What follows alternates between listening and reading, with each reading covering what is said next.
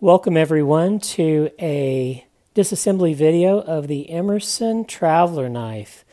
The beauty about this knife is that it is simple, and so theoretically all we need to do to take this knife apart is have a Phillips screwdriver and a dime, and so just to make a point I'm going to go ahead and do that. This Emerson knife I got on the secondary market, and it came to me a little stiff. You can't really flick it out. It's very well centered. It's difficult to check centering with a knife that has a chisel grind because the blade grind is asymmetric. As you can tell, on the show side we have a primary bevel and then you see the secondary bevel.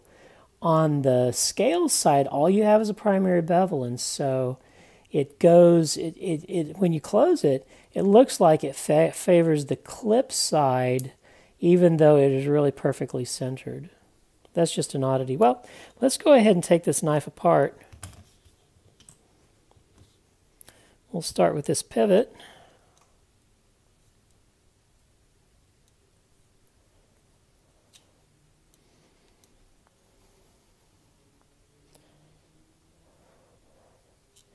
It's held together by only 3 attachment points: the pivot and then 2 screws that hold the back spacer on. But all the parts are pretty simple. And then there are,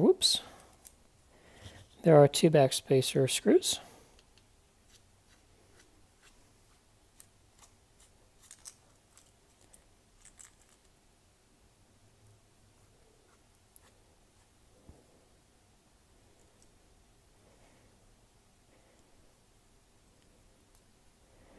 There is one.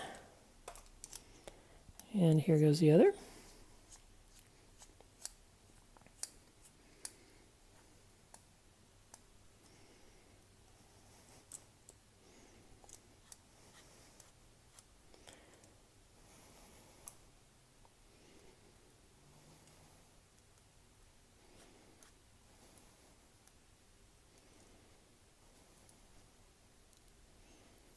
There we go.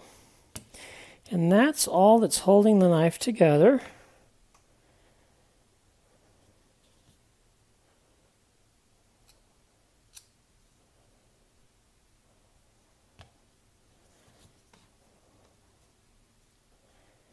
Theoretically,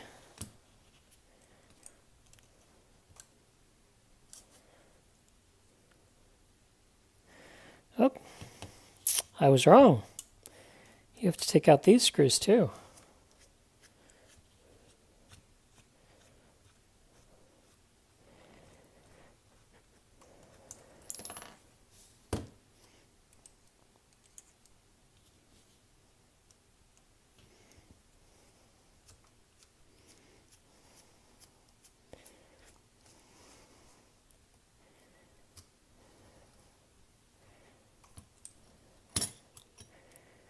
There we go.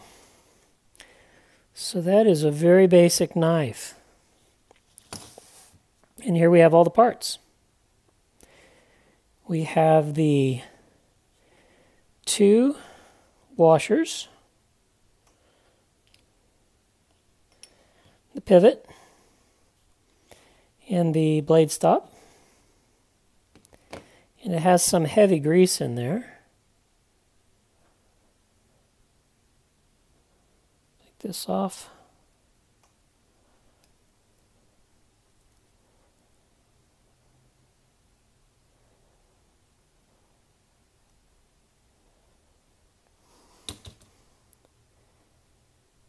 If I can get it off.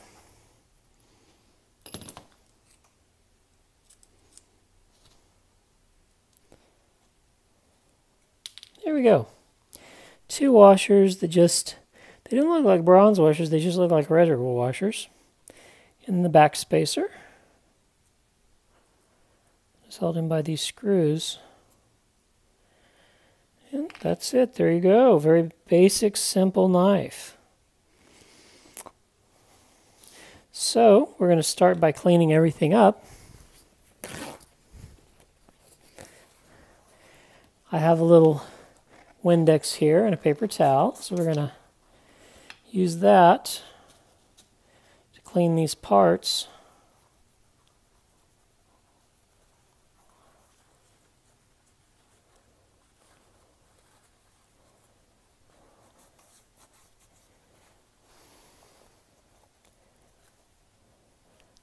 The detent ball is interesting because it doesn't ride on a lock bar.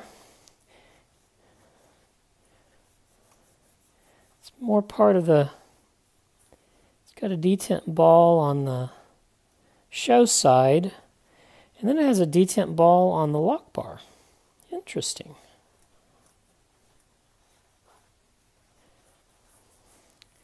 They have some heavy grease that they put on these things. Some more Windex.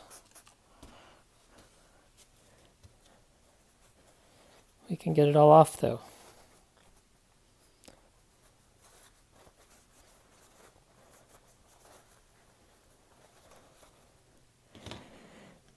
There we go.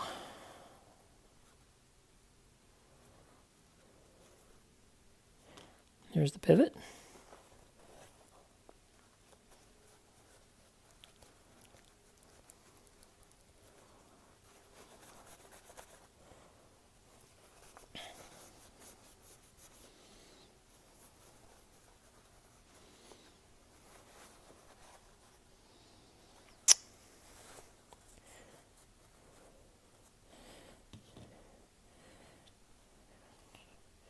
We are continuing to clean with Windex,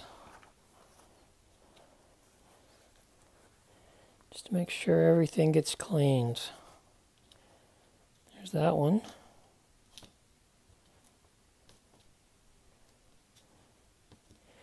These appear to be metal washers, but not phosphobronze metal washers. They seem to be just regular steel washers. See what they're made out of. They're not magnetic, and they bend a little bit. I take that back. I think that they're thick nylon washers is what I think they are. There you go. One of the interesting things about the blade is that the maker's mark is printed on, and so it's starting to rub off there. It's not laser etched like many of your maker's marks. So here is the knife in its disassembled form. It's very simple. It has a knife blade and then two handle scales. The handle scales are steel. Oop, I lied. They're titanium. They're not magnetic. The blade is steel. Okay, so you have two titanium liners. And the interesting thing is that you'll note that both of the titanium liners have a detent ball. There's a detent ball here on the lock bar, and then on the scale side you have another detent ball. Accompanyingly, you have two detent holes on the blade. If I can pick it up, you have a detent hole on this side, and it goes all the way through, so you have a detent hole on that side, so it's held in by two detents, both on the secondary bevel side and the primary bevel side of the chisel grind. Interesting. And then you have two what look like nylon washers. They're bendable and they don't feel like metal and they're non-magnetic. And then you have a steel stop pin. You have the Phillips, the standard screw, which is titanium. It's non-magnetic. The pivot is non-magnetic. The back spacer, and then 4 screws that are steel screws that hold the back spacer in. And that's basically the symbol. So let's go ahead and reassemble this. And we'll start by putting the pivot back in. The pivot is good in that it's D-shaped. As you can tell, it has a flat side here. That means that it's not going to move. And we're going to lube it up with a little bit of Chris Reeve fluorinated grease so that it moves well. And kind of get that around with a Q-tip.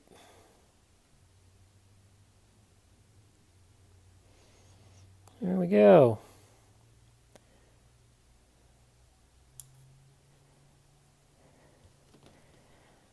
And I wipe most of that off there whenever I put it on, so we'll get a little bit more.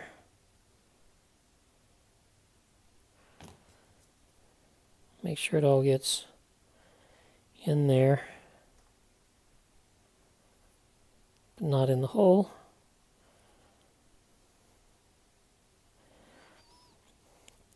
Okay, that's that part. Okay, now we need to put in the stop pin. There. And get the blade on. In the washer.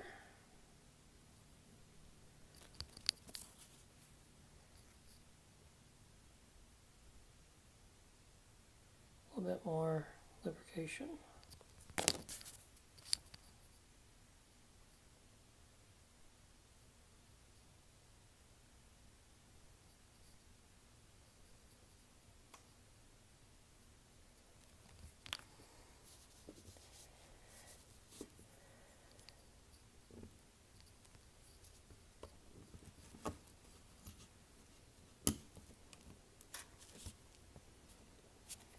The other handle scale on.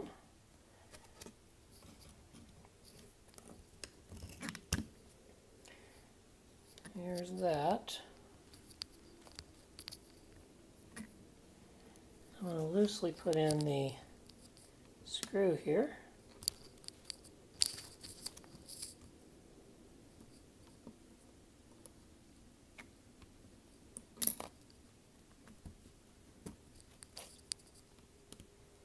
That started at least, so the knife doesn't fall apart. There we go. Now that we got that started, we can work on the back spacer. Put this in here between the titanium scales.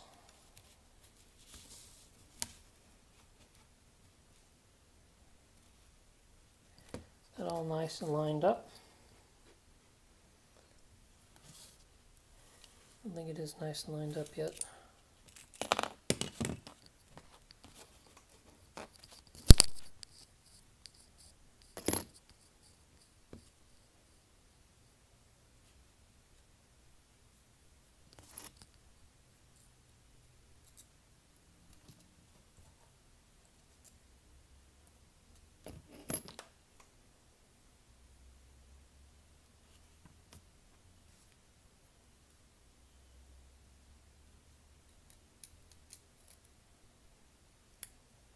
There's one.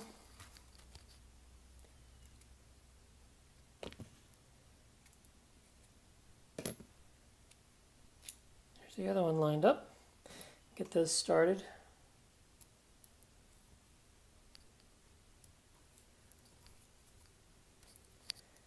And flip it over and these should go a little better.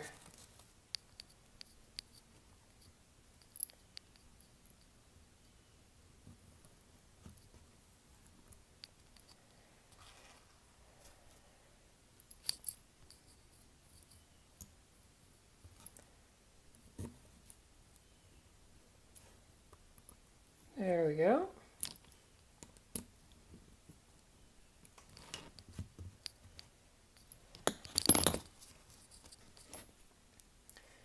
And we will work on the pivot now.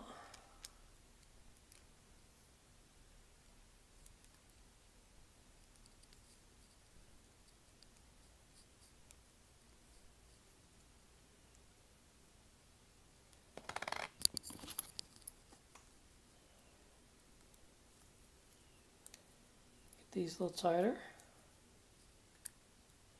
Before I tighten it all down, I want to make sure the pivot's just like we like it in the lock bar. So, let's see.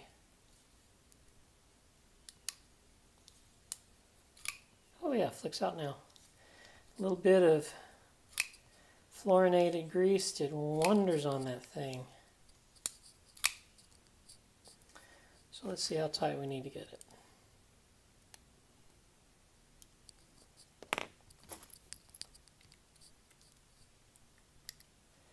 The back spacer's a little tighter.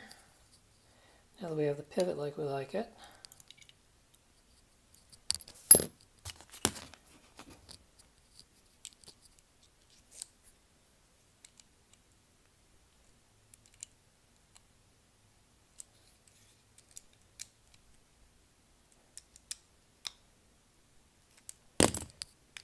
See how the lockup is. See the centering.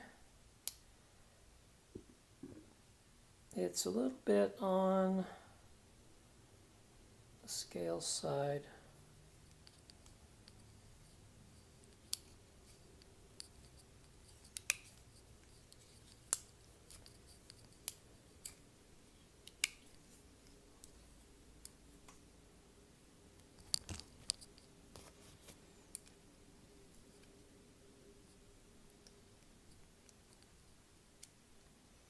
There we go, that's centering there. That's centered. And it flips.